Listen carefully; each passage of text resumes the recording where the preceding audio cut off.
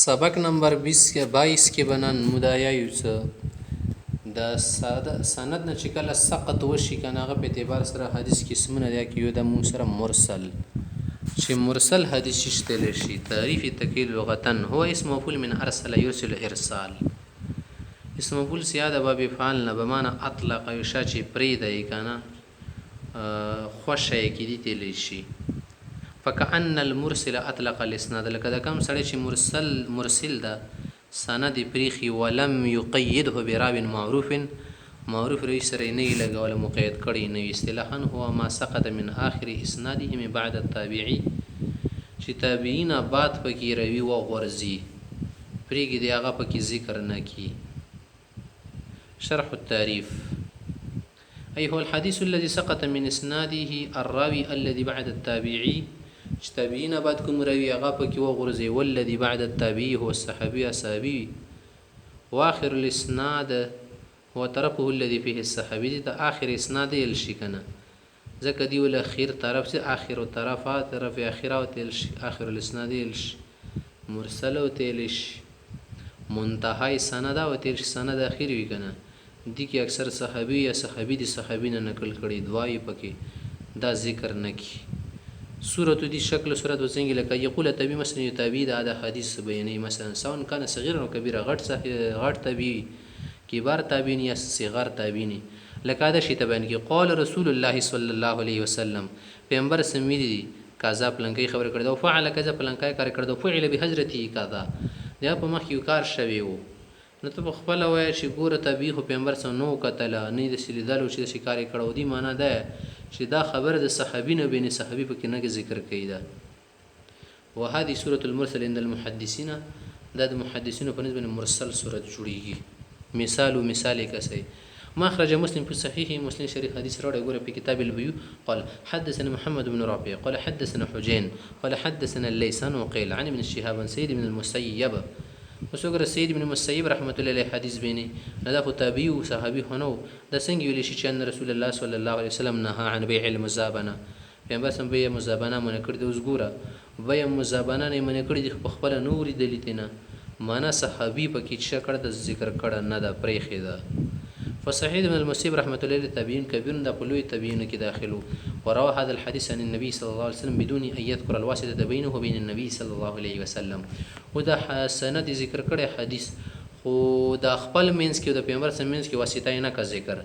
فقد اسقط من اسناد هذا الحديث اخر حديث او غرزول السند تنا ډیلیټ کو اخر کې وهو من بعد التابعين بعد وهو من بعد التابعين بعد کسل رکو اقل هذا السقط يكون قد سقط الصحابي كما كما درجه ده چې یو صحابي پکې وغورځي لکه یو يحتمل يكون قد سقط ما غيره کې شي بل صحابي وي یا کې شي بل تابعین دي ورېدلې صفات خو نه لګيږي کله کله تابعین مسله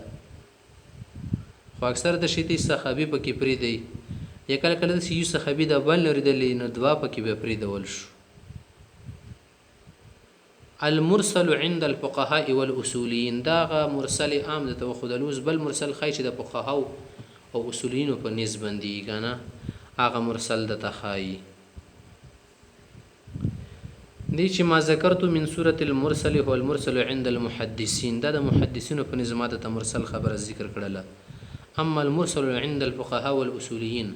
فقهاء په نسبت مرسل حدیث کوم تل شي په عام من ذلك دینه عام ده فعندهم غو نسبنا كل منقطع مرسل هر منقطع حدیث بس مرسل ده على اي وجه كان کتاب چې په څه طریقې سره پکې کتارا شي کنه بس ته مون مرسل نه یي وهذا مذهب الخطيب اذن دا د خطیب عبادتي سیبه مذهب دی خا د مرسل څه حکم دی حکم المرسل په الاصل ضعيف مردود د شته حدیث مردود وي لفقد شرط من صورت المقبول ذکر چې مقبول له شرط پکې نشته کنه چې هو اتصال السند سند بمتصل وللجهل بحال الراوي المحذوف اما محذوف راوي مونږ ته پته نه لري احتمال يكون المحذوف غير صحابي کې د صحابي نه وفي هذه الحال يحتمل يكون ضعيف کې د شتابي ضعيف وي لكن العلماء من المحدثين وغيرهم اختلفوا في حكم المرسل خو د مرسل په حکم کې علما محدثین چې کړه د اختلاف کړه د ول احتجاج به اندسې د استدلال او احتجاج په باره کې علماء اختلاف کړی لأن هذا النوع من الانقطاع يختلف عن أي انقطاع آخر في السند چې دغه انقطاع د نور انقطاعونه مختلف وي لأن ساقط منه غالبا ما يكون صحابيا چې عموما په دې کې صحابي ساقط وي کنه که صحابي ساقط وي خیر دی ولی والصحابه كلهم عدول اخو ټول عدل او تام ضبط خلق او اکثر په قیاسي عدل لا يضر عدم معرفتهم کاغه معلومات مونږ ته نه شي دي ضرر نه راځي خو د تابعین خو هغه درجه نه ده ومجمل اقوال العلماء في المرسل ثلاثه اقوال اجمالی دور باندې د علماو د مرسل متعلق درې اقوال دي هي غداد نمبر 1 ضعيف مردود علماو کې یو فريق دا وایي چې د شی ته حدیث ضعیف مردود قابل قبول نه وي وهذا عند جمهور المحدثين وكثير من اصحاب الاصول والفقهاء د عام علماو جمهور مذهب دا وحجه هؤلاء د علماو دلیل لا د شی هو الجهل بحال الراوي المحذوف چې محذوف ری پته نه وي احتمال يكون غیر صحابي کې د صحابي نه وي نمبر 2 دوسرا قوله کې صحیح يحتج به دا حدیث صحیح وي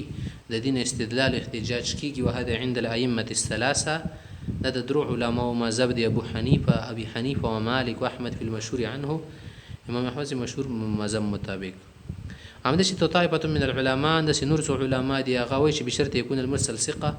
چې مرسل به ثقه سړی وي ولا يرسل الا عن ثقه چې ارسال کې دا ثقه او د معتمد سړی نه وکي د دو دلیل شته وحجه ان التابعي الثقه ثقه تابعي چې دا کنه لا يستحل ان يقول نه دا مستحيل چې دا وایي چې قال رسول الله صلى الله عليه وسلم چې کله دا وایي کنه چې قال رسول الله صلى الله عليه وسلم دی معنا ده الا اذا سمعوا من ثقه چې دا معتمد سړی نه ورېدلی بیا وایي کنه د غیر معتمد خبر خو تابعي نه بیانوي او دلی دا تابعي چې شی ثقه معتمد او بروسمن سړی وي نمبر 3 قوله کې قبوله بشروط حدیث مرسل به ال قبلو چې څو شرطونه پکې اومندلې شي يصح بشروط وهذا عند الشافعي وبعض اهل العلم د امام شافعي زن علماء مزاد هذه الشروط 4 شرطونه دي ثلاثه في الراوي المرسل 3 شرطونه پر راوي کې پکار دي چې دا چا سند کې ارسال کړوي وواحد في الحديث المرسل په حدیث کې پکار ده ویلې هذه شروط هندرواله ده شرطونه نمبر 1 ان يكون المرسل من كبار التابعين من كبار التابعين چې دا مرسل سړی به چې شي کبیر تابعی وي لوی مشران تابعی وي مشر تابعی چې په خواني کوم کسانو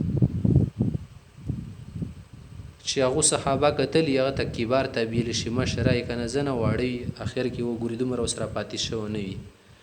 نمبر 2 شرط دا کنه چې وایي سما من ارسل عنه سما ثقه چې دا چانه ارسال کړي اب ثقه سړی په خپل بم سکی او د بل سړی بم سکی چې تاسو نو کې ثقه سړی بده تخای اي سئل عن اسم الراوي الذي حذفه چې دا چانه حذف کړي کنه دا ذکر کړي تاسو شکل تنو کې ثقه سړی وي فینس کرسم شخص ثقه متمد سړی بخای نمبر 3 شرط کې وایي شارکه الحفاظ المأمونون لم يخالفوه چې کله هغه حفاظ حدیث د سره شریک شي چې هغه مأمون وي دغه شیانو نه او د دې مخالفت هم نه وي کړه باز بیا قبلول شي اي ان الراوي المرسل ضابط تام ضبط بخپل بن ضابط وي تام ضبط بحيث اذا شاركه الرواه الضابطون چې د سره ضابط راویان شرکت کوي په نقل کولو کې يفقون على روایته په روایت کې سره موافق مخالفت نه کوي باز بیا سیده نمبر 34 شرطی ہے کہ وہ ينضم الى هذه الشروط الثلاثه واحد مما يلي د لاندې درې څلورنیم شرط په د درو سره ملا شي هغه دی چې يروى الحديث من وجه اخر مسندا چې په بل سند سره د حدیث مسندن رغلوي که مسندن نه وی رغلوي نشي قبل ول نمبر 2 شرط دا پکې په د څلورم کې بیا شرطونه دي خاص څلور شرطونه چې و يروى من وجه اخر مرسلا خیر در غل دی بل سند سره ارسله من اخذ العلم عن غیر رجال المرسل الاول چې دا اول مرسل سړی صدا د دی ول شیخانو نه د استادانو نه دی سړی علم نه وی را حاصل کړه بلکې د دی ول خپل شیخان وي د سی سړی مرسل کړه وي نه هر مرسل ځان تخپل اساتذه لري نمبر 3 او يوافق قول صحابین د صحابي قول سره موافق وي. نمبر 4 او یفتی بمقتضاه اکثر اهل العلم د دغه حدیث کې کم مضمون شرغلی د دې موافق اکثر علماو فتوا ورکړي چې د شی ته خبره صحیح ده او د دې کوم مقتضای تقاضای هغه موافق وي. فإذا تحقق هذه الشروط چې کله د شی تاته شرطونه او څلور شرطونه او شرطونه موافق شي تبين صحة مخرج المرسل مرسل به د مرسل حدیث ول صحت موږ توضیح کیږي او ما عزده حکم سیدی سره ملاوي مضبوطوي وانهما صحيحان من دوړه صحیح وي. لو عارضهما حديث صحيح من طريق واحد کده شیطه حدیث سره یو بل حدیث ترز راشي چې د بل حدیث بل سند سره رغلی نرجحناهما عليه مونږ ماغه ته ترجیح ورکو بتعدد طرق طرق واجب اذا تعذر الجمع بينهما شکل جمع کول شي مشکل وي. هذا ويمكن توضيح هذه الامور التي ينبغي ان ينضم واحد منها الى الشروط الثلاثه السابقه مما يلي. ممکن ده چې د کوم کارونه موږ ته ذکر کوم مخکې کنه